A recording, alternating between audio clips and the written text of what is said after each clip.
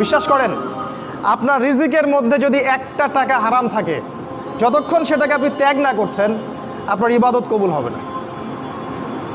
কোনো ক্ষমতা নাই এই হাদিসটাকে উল্টায় দেওয়ার। আল্লাহ পাক বলেছেন, ইন্নাল্লাহ তয়্যিব লা ইকবালু ইল্লা তয়্যিব। আল্লাহ পাক পবিত্র, তিনি পবিত্র রিজিক ছাড়া কবুল করেন না। তিনজন ব্যক্তির দোয়া কবুল হয়, নবীজি বলেছেন। দোয়া ফেরত দেয়াই হয় না, দোয়া করলেই কবুল। একজন হচ্ছে বাবা যখন সন্তানের জন্য দোয়া করে। 2 নাম্বার, যখন কোনো মুসাফির মানে সফর করছে যারা আল্লাহর পথে বা মুসাফির, তারা যখন আল্লাহর কাছে দোয়া করে, দোয়া কবুল হয়ে যায়। আরেকটা দোয়া হলো মাজলুম, কারো উপর জুলুম করা হয়েছে, এই মাজলুম যখন জালেমের বিরুদ্ধে বদদোয়া করবে, তখন দোয়া কবুল হয়ে যাবে।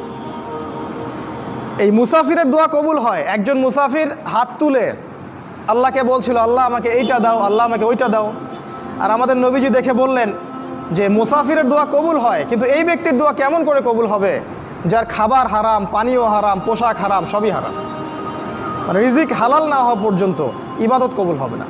তাই যাবতীয় সুদ, যাবতীয় ঘুষ, এই যে হারাম রিজিক, হারাম পণ্যের ব্যবসা, এগুলো থেকে তওবা না করা পর্যন্ত ইবাদত তো কবুল হবেই না, আপনি ইবাদতের স্বাদ পাবেন না।